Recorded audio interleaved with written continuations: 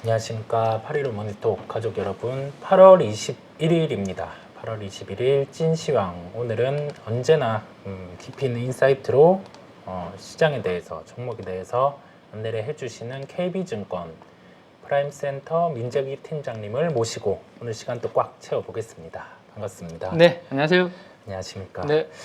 오늘은 시장이 그래도 지수는 거래소 기준으로 이렇게 윗꼬리를 달기는 했지만 네. 종목별로는 그래도 양호했던 시장인 것 같습니다. 네, 음. 전체적인 시장 먼저 어떻게 보셨는지 네. 한번 여쭤보겠습니다.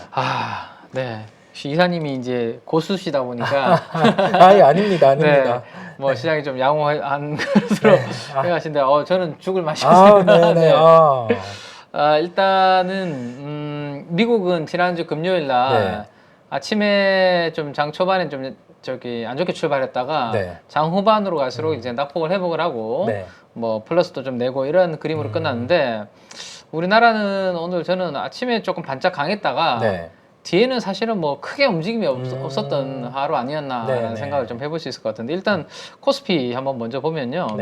왼쪽 상단부에 코스피 보면 아침에 출발할 때 뭐 2520 뭐 여기까지 갔었습니다. 그죠? 갔었는데 점점점 지금 그림에서 보시는 것처럼 이렇게 상승폭이 축소가 되면서 2508 정도에서 이렇게 끝났습니다. 오히려 빨간색 영역이 뒤로 갈수록 이렇게 커지는 그런 그림이 됐으면 더 나았을 텐데 그게 일단 코스피에서 좀 아쉬웠던 부분 아닌가 싶고 또 한 가지 코스닥에서 뭐 아쉬웠던 부분을 한 가지만 말씀드려보면 여기가 이제 장 초반이잖아요, 그죠? 여기 9시부터 장 초반에 반짝 이렇게 올랐지 않습니까?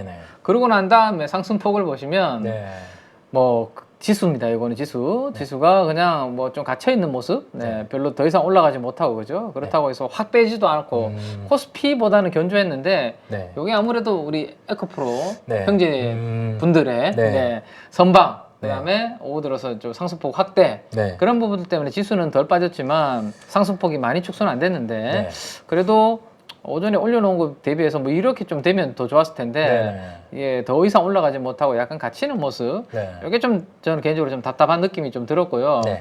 아무래도 여전히 뭐 미국의 국채금리가 4.3을 돌파할 듯한 그런 분위기 거기에다가 중국 부동산 노이즈가 오늘도 뭐 금리 인하를 일부 했음에도 불구하고 중화권 증시가 하락세가 전반적으로 좀 나타났잖아, 그죠? 이따가 좀 보겠지만 그래서 그런 부분들이 우리나라 시장에는 좀 계속 조금 무겁게 장중에 계속 좀 작용을 한 게 아닌가라는 생각이 들고 그나마 뭐 수급적으로 좀 다행이라면 뭐 큰 규모로 매도가 나온 건 아니고 그죠? 외국인들이 코스피에서 300억 정도 매도가 나왔고 아침에 코스닥에서도 외국인들이 매도로 출발했거든요. 양시장 그죠? 매도로 출발했다가 한 10시경부터 외국인들이 순매수로 반전을 하기 시작해서 그 종가 기준으로 2천억 정도 순매수로 마감이 되면서 이 부분이 이제 또 약간 2차 전지 관련주들과 일부 종목들로 이제 집중이 좀 되는 그런 모습이 그나마 환율이 높은데 외국인들이 그래도 오늘은 좀 이렇게 방어를 해준 그런 부분들이 좀 다행스러운 부분 아닌가. 단기 급락에 따른 저가 매수세가 좀 들어온 게 아닌가. 뭐 그런 부분 생각을 좀 할 수 있을 것 같습니다. 그래서 뭐 아직까지는 이번 주에 이제 거래 하루 지났고요.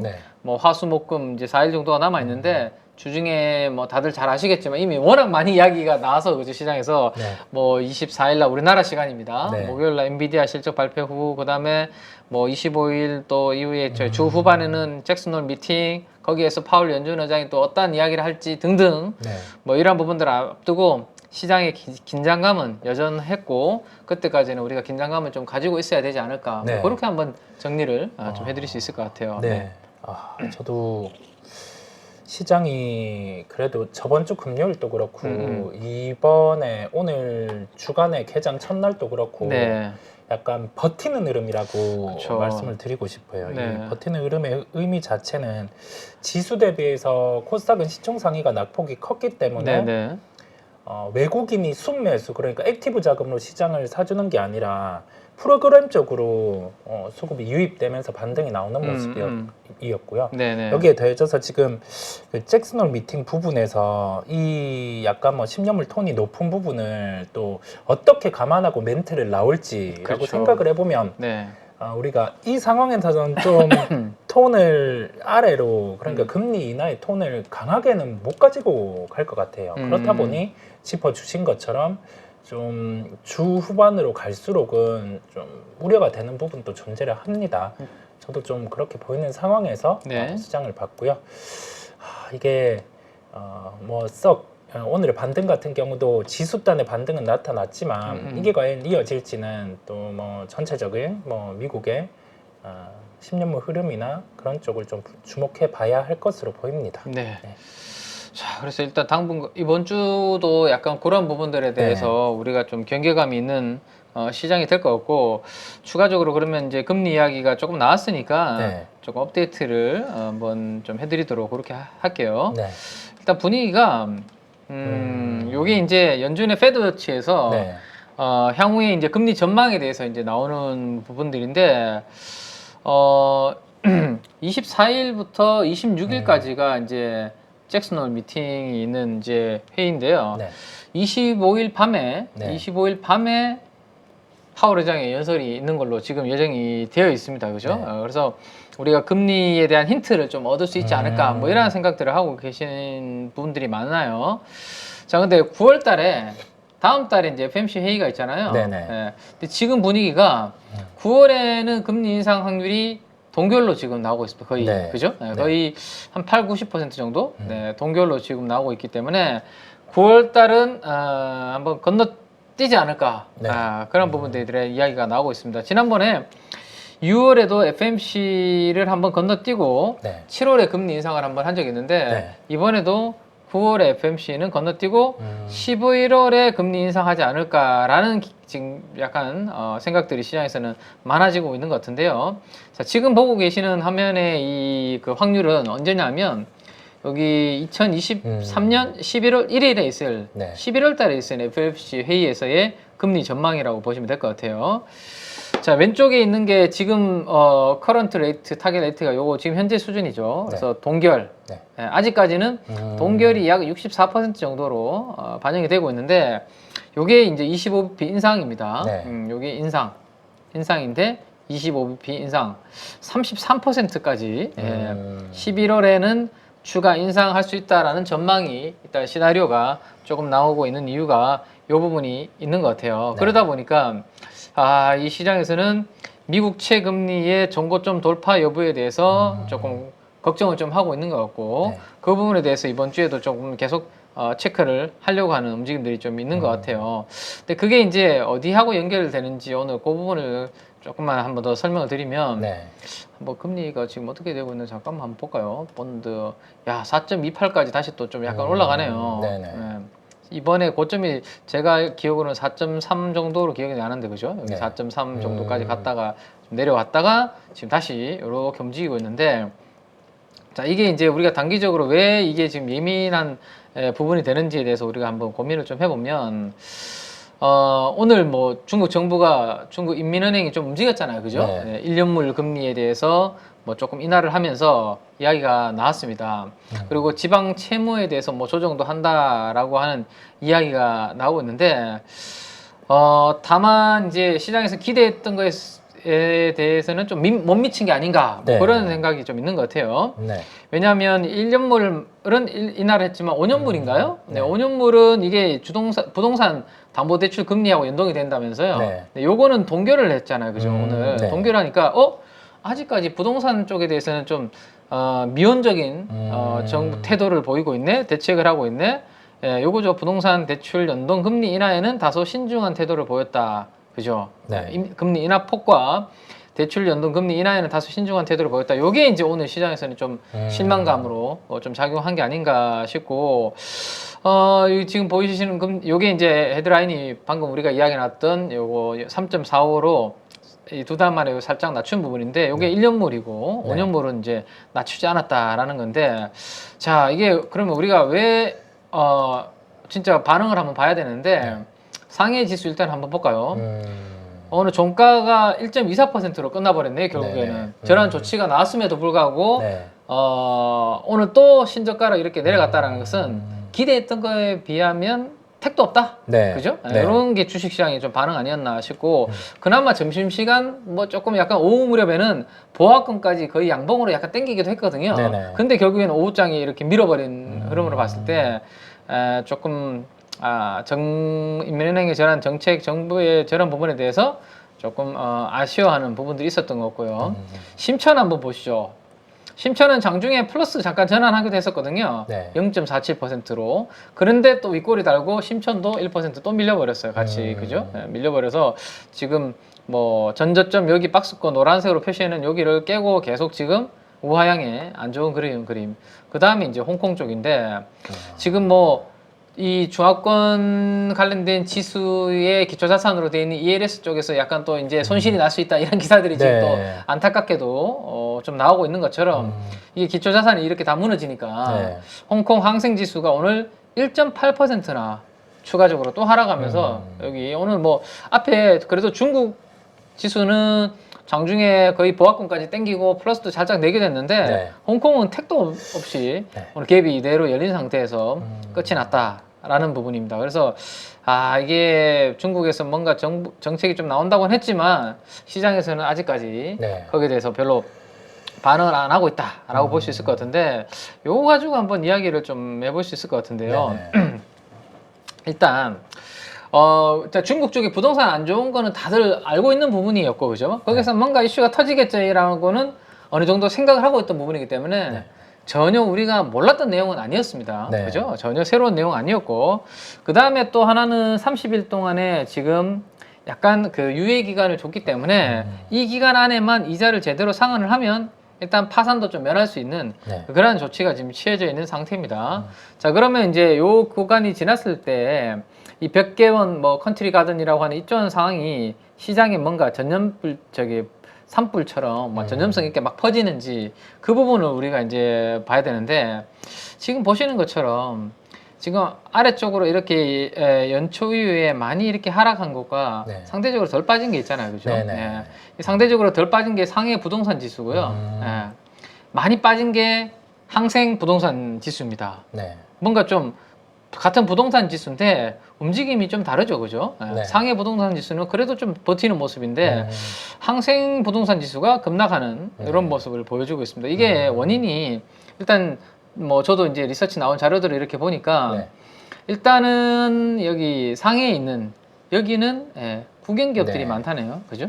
국영기업들이 많다고 하고 홍콩 항생 쪽에 있는 항생 부동산 지수에는 민간 기업들이 많다고 합니다.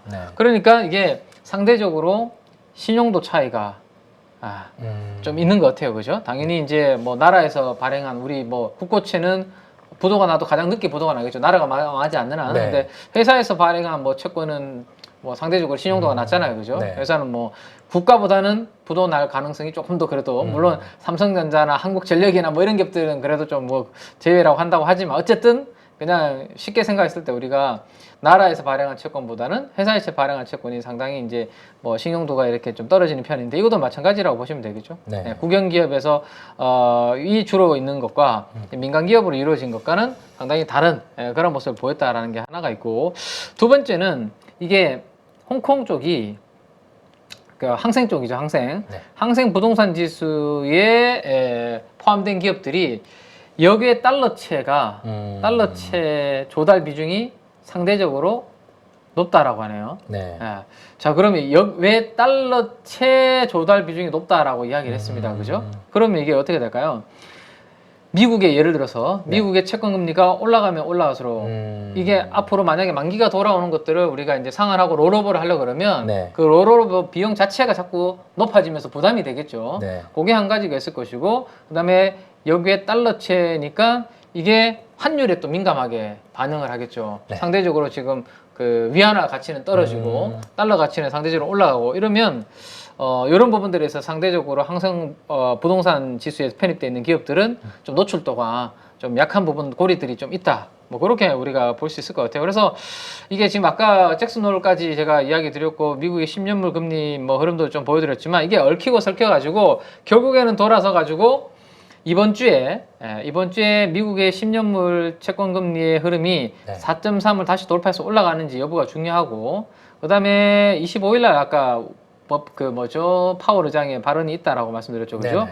이때 잭슨 홀에서 코멘트에 따라서 중국 부동산에도 이 채권 금리 움직임에 따라서 중국 부동산 관련된 부분에도 중요한 좀 움직임에 영향을 줄 수 있는 부분들이 된다라는 거를 보셔야 되기 때문에 네. 뭐 오늘 이 나온 조치보다는 제가 봤을 때는 만약에 뭐 주 후반에 파월이 조금 비둘기적인, 그죠? 네. 뭐 이런, 그래서 금리가 조금 약간 내려오는 듯한 그러한 흐름을 만들어주면 그나마 좀 한숨 돌릴 수 있는 그런 환경이 좀 될 수 있지 않을까. 왜냐하면 국내 내부적인 정책으로 오늘 저걸 못 막고 지금 별로 주식시장이 아직 안정을 못 찾았으니까 네. 그럼 대외적으로 달러채 뭐 비중이 좀 있고요. 여기에 달러채 비중이 높고 환율에도 민감한 그런 부분이 있다면 그런 부분들이 주 후반에 조금 긍정적인 흐름을 만들어줘야 이게 또 약간 뭐 좀 안정을 찾는 그런 모습을 좀 보이지 않을까. 그래서 대외 금리와 환율에도 매우 좀 민감하게 반응하기 때문에 네. 그런 부분 우리가 좀 계속 이번 주에는 체크를 좀 해야 되지 않을까 봐야 될 것 같아요. 시장이 좀 경계감이 확실히 나타나는 것 같습니다. 보통 우리가 중국 시장 같은 경우가 뭐 리스크가 있을 때 아니면 시장에서 원하는 금융적인 측면에 그런 정책이 있을 때 이 정책을 시도했을 때는 대부분 시장 반응이 강했었거든요. 그쵸. 금리 인하라든지 그쵸. 그런 네네. 면을 단행을 했을 때. 그런데 오늘 되려 이렇게 시장이 하락을 했다는 건 좀 잠재적인 리스크 같은 경우도 충분히 발생 가능한 것으로 보입니다. 뭐 우리나라 시장은 좀 다르기는 했어요. 뭐 구조적으로 워낙 시가총액 상위주들이 그쵸. 중국이랑은 좀 상관계수가 떨어져 있는 면이 있다 보니까 시장이 강하기는 했는데 여전히 아직 뭐 10년물 국채를 봤을 때나 미국의 또는 중국 시장의 반응을 봤을 때는 짚어주신 것처럼 주 후반에 뭐 잭슨홀 미팅 또는 10년물 국채 한 4.3% 이상 흐름, 그 흐름을 하나의 지표로 놓고 지금은 좀 경계감을 지속해야 될 시장이라는 말씀을 또 해주셨습니다. 네, 그래서 저는 이제 어쨌든 지금 시장에 우리가 좀 매크로 쪽을 본다면 네네. 두 가지인데 그냥 간단하게, 그죠? 미국의 이제 10년물 국채 금리가 다시 좀 안정을 찾는지, 네. 그다음에 하나는 이제 가장 우리가 쉽게 볼 수 있는 부분은 위안화가 네. 좀 안정적으로 다시 그 방향을 좀 보여주는지 네. 그 부분을 가지고 이제 참고를 우리도 할 수 있을 것 같은데, 네. 지난주에 이제 7.32위안까지 7.35위안이죠. 여기까지 상당히 좀 뭐 약하게 움직이다가 달러 대비했습니다. 네. 근데 지금 한번 그림으로 이 부분 한번 잠깐만 보면 조금 아쉬운 부분이 7.30 아래로 조금 떨어졌거든요. 네네. 떨어지다가 지금 다시 살짝 고개를 들고 있습니다. 항상 말씀드리지만 이게 앞에 통화가 네. 이 차트가 오른쪽으로 이렇게 올라가면 앞에 통화의 강세, 네. 그죠? 이게 떨어지면 앞에 통화의 약세, 그리고 그러니까 반대로 뒤에 통화 강세라고 말씀드렸습니다. 그래서 요렇게 살짝 떨어지니까 달러 약세, 위안화 뒤에 통화 강세 이렇게 됐거든요. 네. 근데 그래서 뭔가 좀 안정을 찾을까 기대를 했었는데 다시 지금 지난주 후반 그리고 오늘 이렇게 약간 돌려세우고 있습니다. 그래서 요게 다시 7.3 위안 아래로 내려오는지 여부가 우리가 한번 체크해 봐야 되는 포인트가 될 것 같아요. 네. 그러면 위안화가 이제 다시 강세 방향으로 좀 잡는 거잖아요. 상대적으로 달러 대비해서. 네. 그래서 이게 고개를 차트가 이렇게 숙이고 내려오는지 그 부분을 우리 발효를 가족분들이 관전 포인트를 좀 보셔야 될 것 같고, 추세적으로는 뭐 저점과 저점을 연결한 이런 부분들이 되겠죠, 그죠? 이런 것들을 깨고 좀 내려와야 된다. 그래야 시장이 좀 안정을 찾을 수 있다라는 게 하나가 있고, 또 하나는 제가 이게 한 2주 전부터인가요? 요거 말씀드렸던 부분인데, 네. 중국의 뭔가 위기 금융시장이 좀 안정을 찾는 흐름을 보려면 이 15금리라는 거를 중국에서 보면 된다라는 말씀을 좀 드렸는데, 네. 지금 보시면 하루짜리 금리가 뒤에 금리보다 훨씬 더 높게 거래가 되잖아요, 그죠? 네네. 이러면 금융시장이 불안해한다. 네. 서로를 좀 믿지 못하는 그런 환경이 더 심해질 수 있다.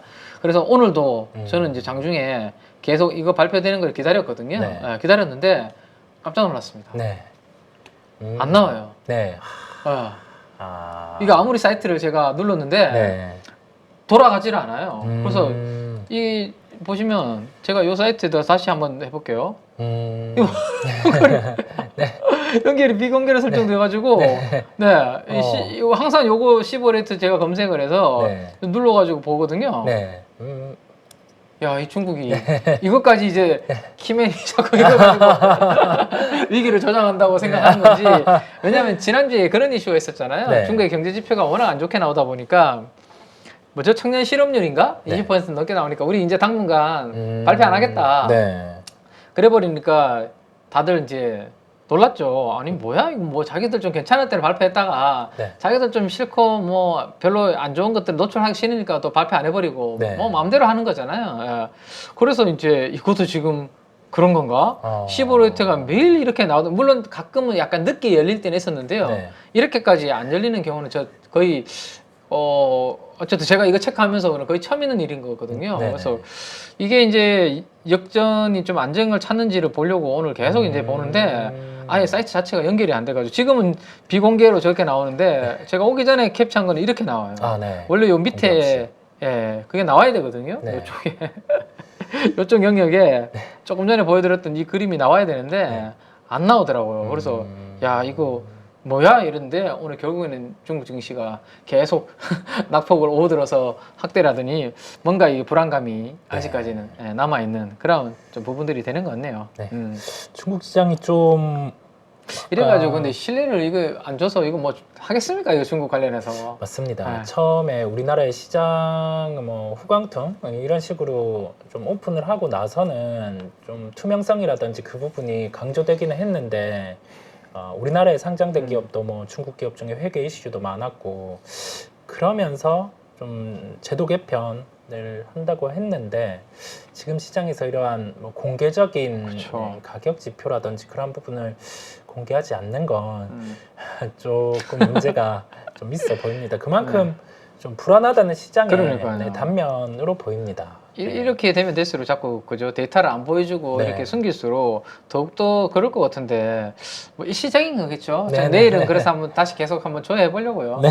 오늘은 뭐 인터넷이 좀 안 좋아서 뭐 그렇지 않을까 라고 한번 생각을 믿고 싶네요. 그냥 그렇습니다. 그래서 한번 내일도 우리 가족 여러분들은 오늘 밤이죠. 오늘 밤부터 해서 일단 내가 좀 보시려면 그런 좀 위안화가 아까 제가 말씀드렸던 것처럼 추세가 이렇게 다시 상승 추세가 꺾여서 강세 쪽으로 좀 돌아서는지 여부 일단 15레이트가 안 나오니까 이거 한번 보시고 이번 주에는 미국의 금리가 요거 4.3 다시 돌파해서 올라가는지 좀 안정을 찾는지 이런 것들을 보면서 우리가 그래도 좀 시장을 대응을 해야지. 물론 맥신 관련주랑 관계가 없습니다. 그죠? 맥신 관련주 무슨 뭐 테마주랑 전혀 무관한 이거는 그냥 시장 전체적인 이제 부분이기 때문에 맥신 관련주 투자하시는 분들하고는 전혀 관계가 없는 그런 부분들이 되겠죠. 맥신 관련주 하나의 시장의 단면인 것 같습니다. 엄청 오늘 또 상한가가 확산되는 모습이 나오더라고요. 그러니까요. 이게 뭐 경동 인베스트, 경동 인베스트 이틀 연속 상한가, 휴비스, 휴비스 맞나요? 휴비스는 오늘 점상이네 거의. 그다음에 태경산업 이틀 연속 상한가, 아모센스 상한가 이틀 연속, 코니 오토메이션이 3일째 이 종목이 거의 대장주 뭐 있더라고요, 그죠? 이 코니 오토메이션이 지난주 이제 목요일부터 뭐 계속 이 시장에서 있는 맥신 이야기 나올 때부터 이슈가 됐었는데 코니 오토메이션이 3일 연속, 3일 연속은 아니죠, 참. 금요일, 오늘. 근데 지금 거래량을 보시면 훨씬 더 이제는 거래가 팍팍 줄어가면서 지난 금요일에는 거래량이 1,400만 주 터졌는데 오늘은 보시면 400만 주로 확 줄어들면서 이제 물량이 거의 손바뀜이 다 된 것 같아요, 그죠? 그래서 작은 거래량으로 그냥 바로바로 상한가에 꽂혀버리는 그런 흐름인데 이것과는 뭐 중국의 매크로나 뭐 이런 것과는 전혀 관계가 없겠죠. 근데 이런 것들 외에 일반적으로 우리가 뭐 투자하는 산업들, 그죠? 뭐 그런 업종 종목들은 매크로의 영향을 안 받을 수가 없기 때문에 그런 부분들은 우리가 계속 체크를 좀 해나가야 될 것 같고. 그러면 이제 뭐 시장의 변동성이 조금 이렇게 이번 주에도 약간 좀 이어진다면 저는 좀 우리 초보자분들 입장에서는 조금 경기에 좀 민감한 그러한 업종도 뭐 잘 하시는 분들은 고수분들은 하시면 되겠지만 초보자분들은 조금 방어적인 쪽의 포트폴리오도 일부 저는 구축하는 게 좀 필요하지 않을까라는 생각이 좀 드는데요. 뭐 요거부터 한번 잠깐 이야기를 한번 드려볼까요? 일단 시장은 성격을 우리가 보면 네. 우리가 성장에 목말라 있잖아요, 지금. 네, 네. 예. 그럼 언제나 성장하는 거에 우리가 환호를 하고, 그죠? 네. 얼마나 폭발적인 성장을 하는지. HBM도 뭐 올해 100%, 내년도 뭐 70%, 뭐 그 내후년 50% 이렇게 성장률이 강하게 나오니까 네. 그 HBM 관련된 부분에 우리가 막 환호를 하고 뜨겁게 지금 주가가 움직이는 거 아닐까요? 한미반도체 주가도 막 지금 시가총액 6조까지 장비주가 간 적이 거의 제 기억에는 잘 없는 것 같은데, 그렇습니다. 우리나라에서, 그죠? 네. 반도체 장비주가 시가총액 6조? 20년 동안 거의 잘 없었던 것 같은데, 제 생각에 있으시면 혹시 네, 그런 것 같은데, 아무튼 네. 특히 지금처럼 이제 저성장 구간이잖아요, 지금이. 네. 예.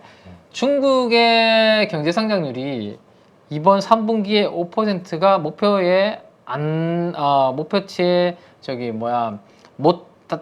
닿지 못할까봐 네. 지금 거기에 걱정을 좀 하는 부분들이 있는 것 같아요. 네. 목표치 5% 성장에 다다르지 못할까봐 걱정을 좀 하고 있는 것처럼, 중국을 제외하면 어쨌든 지금 조금이라도 그 저성장 구간에서 성장이 나오는 차별화되어 있는 업종이 있거나 종목이 있으면 시장에서는 프리미엄을, 그죠? 네. 우리가 주가라는 것은 EPS에다가 네. 곱하기 멀티플 아닙니까, 그죠? 네. 이게 성장률이 막 이렇게 나오는 산업은 펄을 시장 평균 10배를 주는 게 아니라 네. 20배 줘도 30배 줘도 누가 딴지 못 거는 게, 네. 원래 우리 상반기에 2차 전지가 네. 사실 야, 이거 비싼 거 아닌가? 뭐 이런 생각했지만 비싼 거 아닌가 했으면서도 거기 따블 가고, 네. 약간 이건 너무 심한데 했는데 거기 또 따블 가고, 뭐 이런 게 결국에는 전기차 시장이 확고한 그러한 부분에 대한 믿음, 성장에 대한 그러한 부분 때문에 프리미엄을 많이 준 게 아닌가, 뭐 그런 생각이 좀 드는데요. 그 수출주들은, 우리가 알고 있는 전통적인 수출주들은 중국이 만약에 저렇게 좀 흔들리고, 그죠?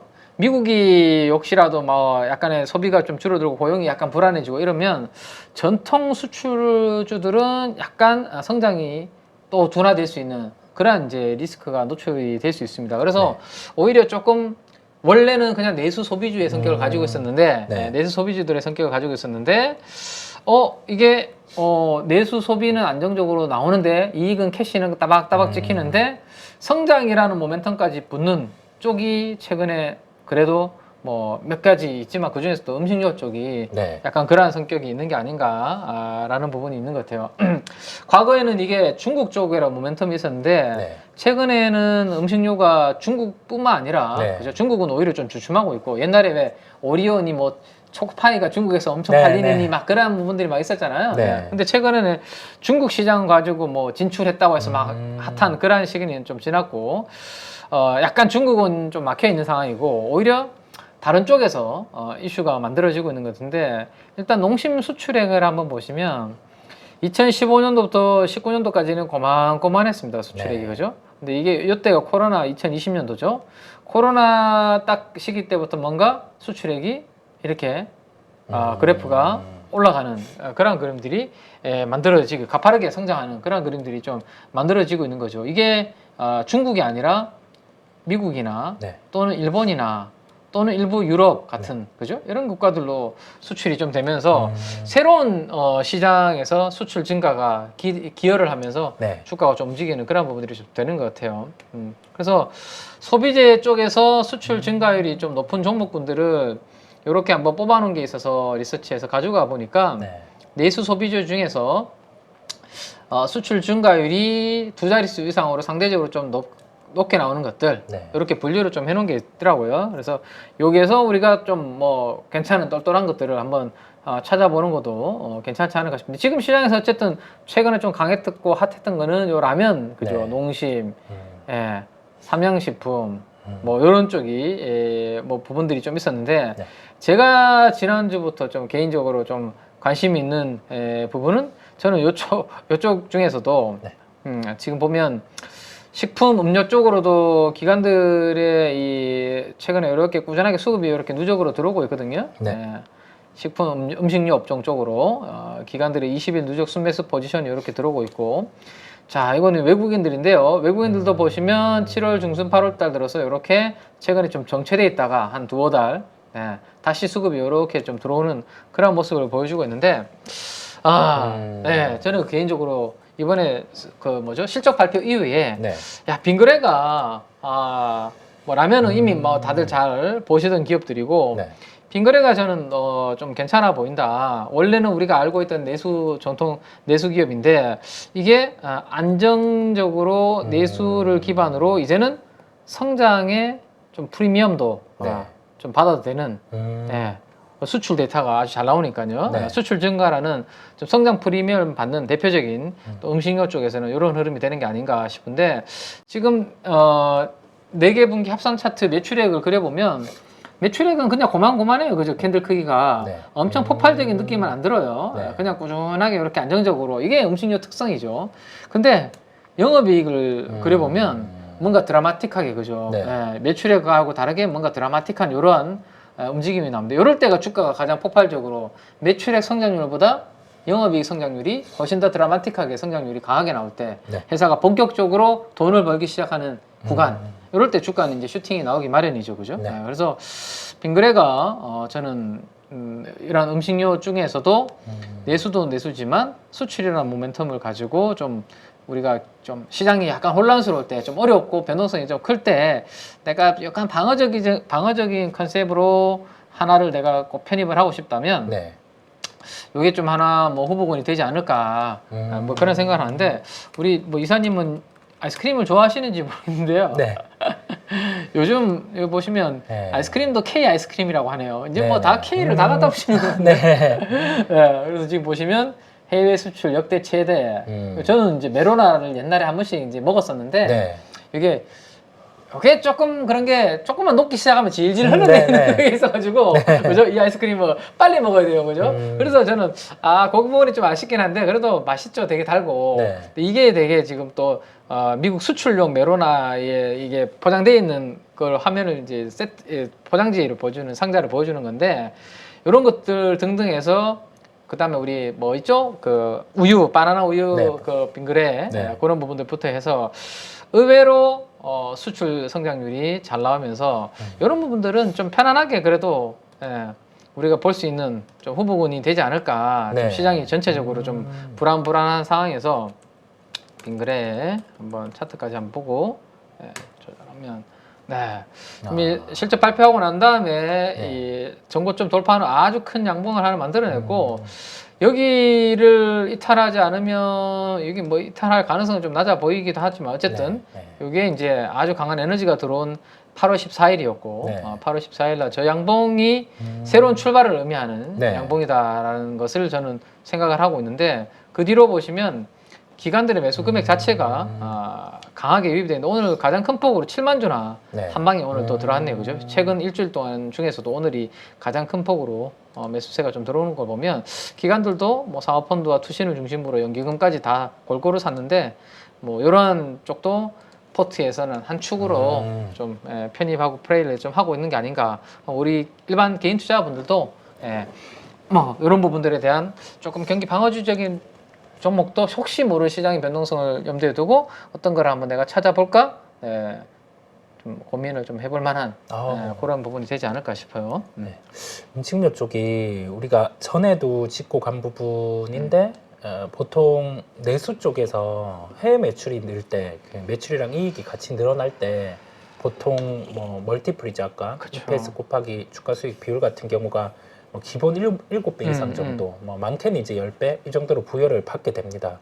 뭐 그런 점을 감안해 보면 빙그레는 이제 뭐 여기에서 수출이 뭐 3분기에 또 4분기 느는 걸 보여준다고 하면은 시가총액이 이제 뭐 7천억 이상 정도까지는 또 기본으로 상승을 할 수 있기 때문에 보이는 주가가 이렇게 단기적으로 상승했다고 해서 이런 주가가 아닌 경우가 많아요. 그렇다 보니 짚어주신 그런 전체적인 이익 대비해서 시총이 어떻게 늘어나는지 음식료는 또 수출이 늘어나면 이렇게 확장이 될 수 있는 점을 좀 기억하실 필요가 있겠고요. 여기에 더해져서 지금 시장이 성장률을 할인하는 10년물이 이렇게 4.2% 이상 이렇게 되는 형태에서는 자칫 시장이 여기에서 조정이 나오면 성장주군들은 조정이 함께 수반이 될 수 있기 때문에 좀 방어적인 측면까지 더해져서 음식료주 중에서 빙그레를 또 짚어주셨습니다.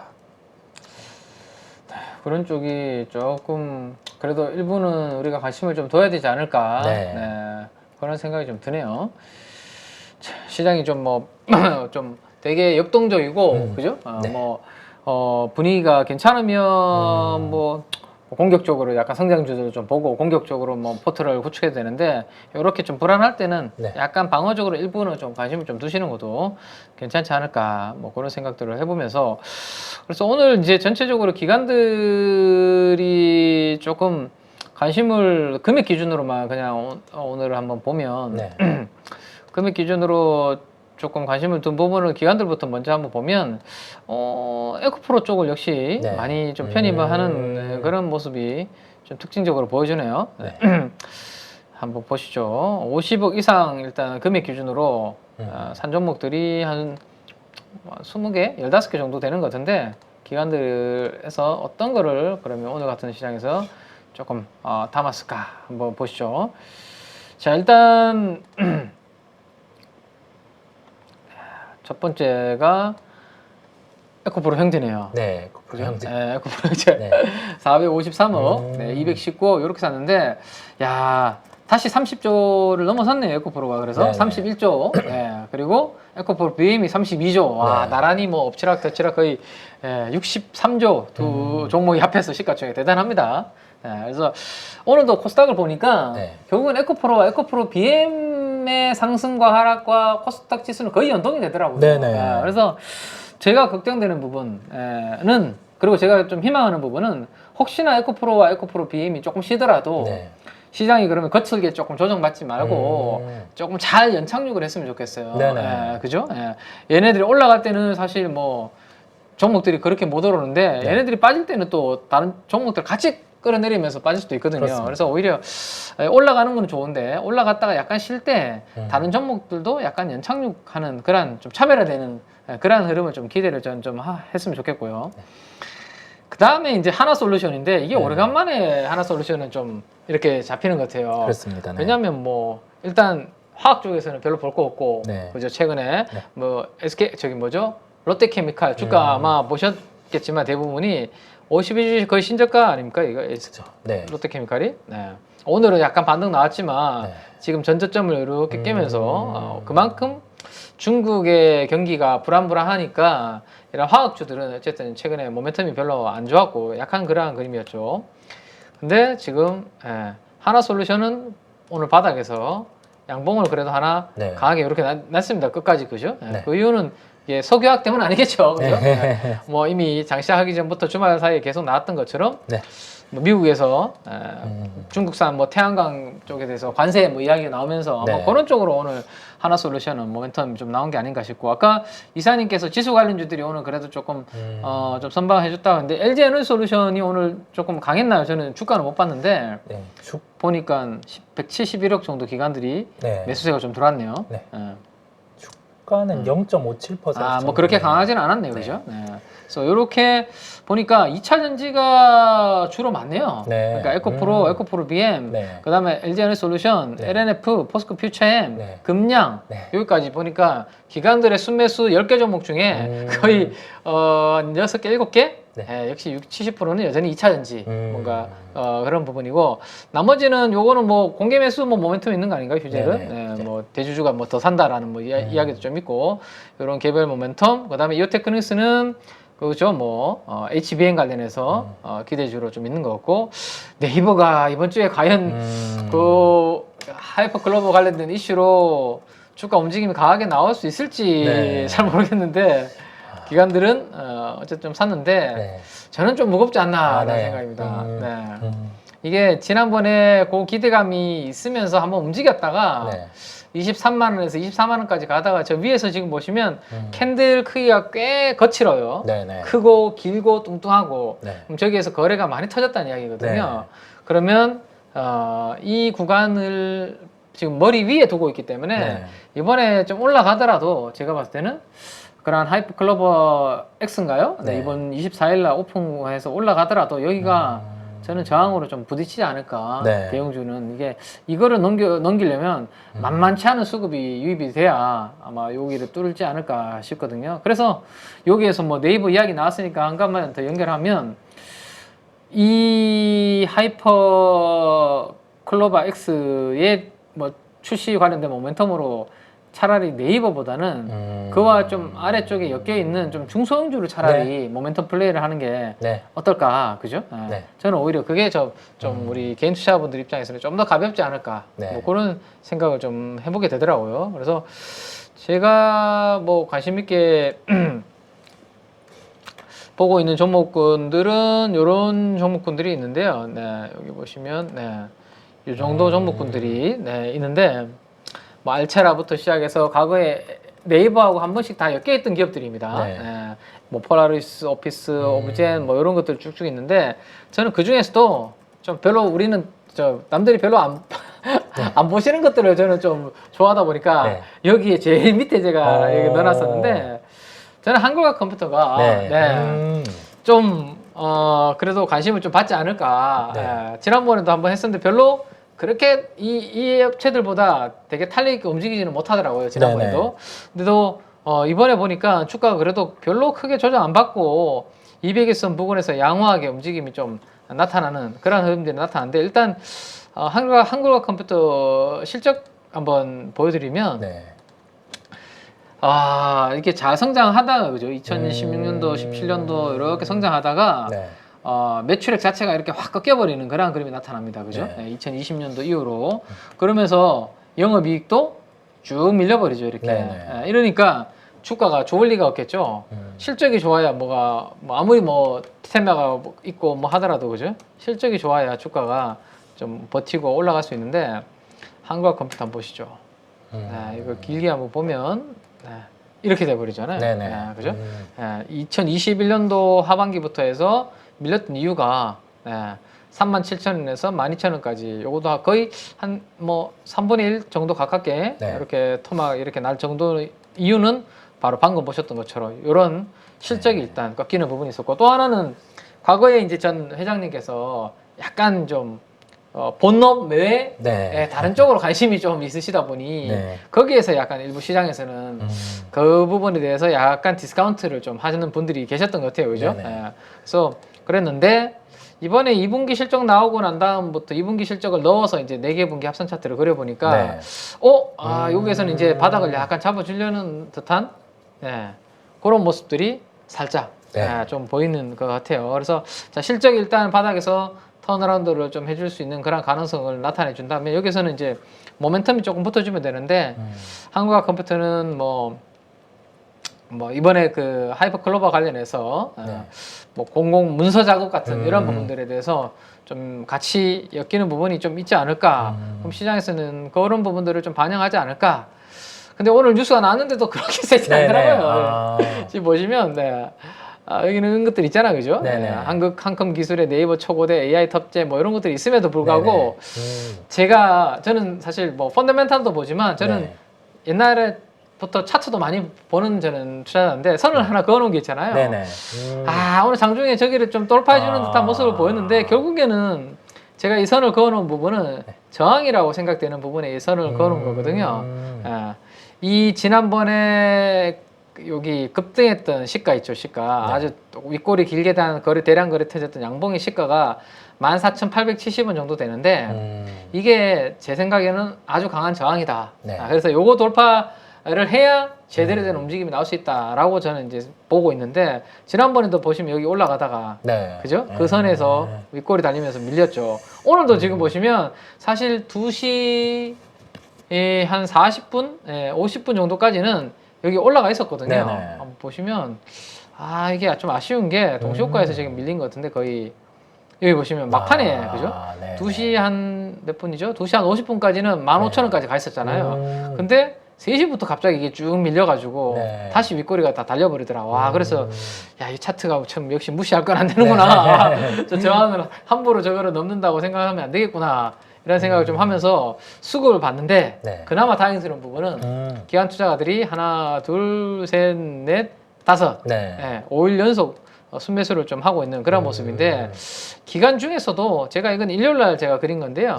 기간 중에서도 금융 투자에서 조금 들어오다 보니까 이게 살짝 아쉽긴 해요. 네네. 그리고 연기금에서 네. 사모나 뭐 이런 쪽에서 좀 더 강하게 들어오면 같이 좋을 텐데 네. 뭐 금융 투자 위주와 그다음에 연기금에서 조금 입질이 들어오는 그런 부분이라서 약간 생각했던 것만큼의 뭐 강한 탄력은 약한 게 아니에요. 지금 보시면 오늘도 연기금이 2만 주 샀네요, 그죠? 오늘 금융 투자는 오히려 팔았고 연기금에서 샀는데 그 연기금에서 4일 연속 샀는데 꾸준하게 앞으로 연기금에서 수급이 좀 들어와준다면. 네. 저항은 자꾸 두드리면 약해지는 법이니까 네. 14,870원을 뚫으면 뭐 조금 흐름이 나올 수 있지 않을까 싶은데 이게 네이버 하이퍼 클로바 모멘텀이 있을 때 뚫어야 되는데 잘 모르겠습니다. 네. 그래서 대형주 네이버도 좋지만 뭐 거기서 수혜를 볼 수 있는 좀 작은 종목들 중에서 움직임을 또 우리 또 발빠른 매매가 가능하신 분들은 찾아보는 것도 또 이번 주에 또 하나의 모멘텀 플레이의 하나가 되지 않을까 뭐 그렇게 하나 말씀을 드리면 될 것 같네요. 한 3일 정도 남았군요. 8월 24일. 그쵸. 이제 뭐 며칠 안 남아가지고 사실 그죠. 이게 보통 그렇게 기대하고 있을 때 주가가 그렇게 엄청나게 잘 갔던 경우가 잘 없어서 그날 당일날 그죠. 기대에 또 못 미칠까봐. 종목들 보니 많이 움직이지는 않은 것 같아요. 그러니까요. 아까 짚어주신 종목들도 보통 워낙 요즘에 강한 그런 개별주가 많다 보니까 다 맥시인가 있는 거 아니에요? 네, 다 맥시인가 있는 것 같은데 제가 봤을 때는 강한 개별주가 있다 보니 좀 이런 흐름이 나오는 그쵸. 것 같은데 한글과 컴퓨터 아까 짚어주신 것처럼 뭐 실적이 이제 다시 올라오는 측면에 더해져서 우리가 하이퍼 클로버엑스 모멘텀까지 한번 더해줄 수 있는 부분 저도 함께 체크를 해보도록 하겠습니다. 이렇게 한번 보시면 되지 않을까 싶네요.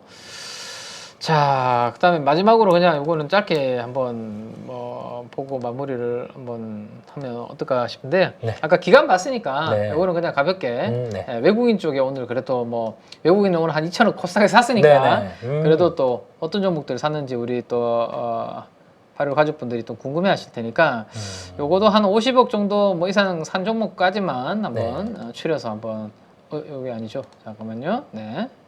요걸로 확대를 해서 한번 보여드리도록 그렇게 하겠습니다. 자, 50억 정도 사는 종목들은 외국인들은 입맛이 달랐을까? 한번 보시죠. 자, 뭐가 좀 테마도 여러 가지가 같이 움직이고 좀 활발해돼야 좀 할 말이 많은데 사실 제가 할 말이 별로 그렇습니다. 장이 이게 뭐 맥신 관련주가 자꾸 가고 이러니까 뭐가 이게 좀 어렵네요. 자, 일단 외국인들도 오늘은 동시 순매수가 들어왔네요. 에코프로로. 그러다 보니까 에코프로가 오늘 9% 맞나요? 9% 오늘 강세 흐름을 보인 것 같고 그 다음에 포스코 DX도 아까 기관들이 샀던 것 같은데 그죠? 기관들도 외국인들도 오늘 포스코 DX 양매수가 들어온 것 같고 그 다음에 뭐 삼성전자 오늘 100억 정도 들어온 정도가 특이한 거. 그 다음에 우리 LS 이게 제2의 포스코홀딩스였나요? 이게 그런 밭이라고 해서 그죠? 이게 막 그때 돌았었던 게 있었는데 LS는 뭐 그래도 좀 무겁긴 하지만 그래도 주가 좀 빠졌고 많은 분들이 관심이 없을 때는 LS는 좋은 위치가 있을 때는 항상 좀 뭐 괜찮은 기업 아닌가 뭐 그런 생각을 좀 해보게 돼요. 지금 워낙 그 뭐죠 초전도체로 엮여버리는 바람에 약간 변동성이 심했는데 이제 초전도체가 약간 맥심으로 가면서 약간 오히려 이거는 정상적인 흐름을 보이게 되면 좀 좋은 위치가 오면 오히려 LS 같은 것들은 뭐 나쁘지 않을 것 같고 그 아래쪽으로 내려가면 오히려 요 종목이 저는 또 눈에 띄는 게 요게 보이네요. 솔루엠이라는 종목. 솔루엠은 ESL 가지고 이제 이야기를 많이 드렸던 종목인데 전자 가격 표시기 그죠? 전자 가격 표시기 어느 나라더라? 제가 세계는 지금 세계는인가? KBS 토요일 날 KBS 9시 반 뉴스 끝나면 하는 그 프로그램이 있는데 거기에 어떤 해외 뭐 이야기하는데 어느 날은 정확하게 물가가 자고 일어나니까 막 두 자릿씩 물가가 계속 뛰는 거예요. 그러니까 이제 상점에 가니까 상점에 가면 우리 왜 가격 이렇게 뭐 돼지고기 이렇게 있고 1kg에 얼마 뭐 이렇게 써놓잖아요. 근데 우리나라는 보통 이제 이걸 전자 가격 표시기로 다 전자화 많이 하고 있잖아요. 근데 여기 이야기 나오는데 일부러 지우기 쉽게 여기를 만들어 놨다. 왜? 자고 일어나면 자꾸 바뀌니까 물가가 뛰니까 계속 인상을 수정을 해야 되니까 뭐 그런 이야기가 나오더라고요. 아무튼 그래서 이런 전자가격 표시기로 이야기를 좀 많이 해드렸던 종목이고 요거는 뭐 글로벌 피어 같은 경쟁사 대비해서도 이번에 숫자가 좀 잘 나왔고 네. 상반기만 순이익이 거의 800억 정도 나왔던 것 같은데 네. 이 종목은. 근데 경쟁사 대비해서 시세가총이 상당히 낮아가지고 네. 솔로엠은 그런 부분에 따라서 여전히 외국인들이 관심 있게 계속 꾸준하게 좀 들어오고 있는 게 아닌가 싶어요. 하반기에는 뭐 상반기 대비해서 엄청나게 이제 그 실적의 성장 모멘텀은 그렇게 강하지는 않은데 네네. 그래도 피어 대비해서 외국인들은 뭐 그런 부분들을 따지다 외국인들이 지금 보시는 것처럼 네. 그죠? 기관 투자가들은 매일 팔고 있는데 네. 그 이상으로 압도적으로 막 30만 주씩 네. 외국인들이 지금 빨간색 그래프입니다. 이렇게 들어오다 보니까 솔로엠이 오늘도 30만 주 요게 대충 3만 원 곱하니까 한 100억 정도 되는 거 맞네요. 네. 그죠? 네. 그래서 100억 정도 들어오면서 전고점 이렇게 다시 또 돌파하는 트라이가 나오고 있는데 뭐 이 정도가 그래도 뭐 개별 종목 정도의 흐름에서는 50억 이상 산 종목들 중에서 솔로엠 정도가 또 좀 보이는 것 같고 네. 그다음 뭐 우리가 대부분 좀 아는 종목들이네요. 네. 보로노이 같은 이런 것들이 좀 있네요. 의료 AI 관련된 종목이 일부 좀 있고 뭐 코스맥스 정도 이 정도가 외국인들이 농심도 여기 밑에 좀 들어온 게 있네요. 네. 바이오니아도 52억 네, 매수 들어오고 있네요. 네. 자, 그래서 외국인들은 보니까 약간 뭐 의료 AI 그다음에 제약주 바이오 뭐 이런 종목들도 일부 좀 들어오는 휴마시스 같은 종목도 샀고요. 그죠? 네, 이렇게 좀 개별주들도 외국인들은 좀 샀다 정도로 외국인 수급까지 이렇게 정리를 좀 해드리면 되지 않을까 싶습니다. 네, 대부분 약간 인덱스 형태의 종목 매수가 많았다 보니까 시장에 불안감을 좀 내비추는 면도 있는 것 같습니다. 이게 내일까지 좀 2차 전지단의 이런 매수 또는 오늘 시장 대비 강했던 반도체 지금 뭐 열어주신 것처럼 코스맥스 같이 좀 실적이 뒷받침되는 종목들 그런 종목들이 강세를 나타내는지 봐야 할 것 같고요. 전반적으로 좀 오늘은 전체적인 매크로 특징을 한번 짚어주셨고 이제 종목단에서도 현재 기준에서 좀 주목할 수 있는 종목까지 함께 짚어주셨습니다. 네. 뭐 미오의료기기는 오늘도 핫하네요. 네네. 미오의료기기는 오늘도 핫한 모습입니다. 그래서 종목이 또 확산이. 뭐 하이로닉이 오늘 리포트 나오면서 그죠? 상한가 이렇게 기록을 했는데 클래시스 대장주가 이렇게 시가총액 2조에서 이렇게 올라가면 결국에는 밑에 애들 시총을 전반적으로 다 끌어올리는 그런 부분이 되지 않을까? 그리고 다음 주인가요? 신한에서 이제 의료기기 소부장 ETF 나오는 게 뭐 그런 부분들에 대한 기대감도 먼저 또 반영을 하고 있다. 그래서 요거는 그래도 어쨌든 미용 의료기기 쪽은 그래도 한 축을 차지하면서 꾸준하게 우상향하는 그런 그림들을 좀 보여주고 있는 것 같네요. 그동안 조금 쉬었던 비올도 오늘 좀 움직였고 그죠? 네, 그래서 역시 미용 의료기기가 그래도 좀 편안한 또 안정적인 그런 뭐 테마로서 오늘도 그런 흐름을 좀 보여준 게 아닌가. 네, 이렇게 마지막 뭐 말씀 좀 드리면 될 것 같습니다. 네, 오늘 또 전반적으로 다 뭐 매크로, 뭐 업종, 그다음에 종목까지 이렇게 세부적인 안내를 드려서 감사드립니다. 내일 시장 또 한번 봐야 되겠습니다.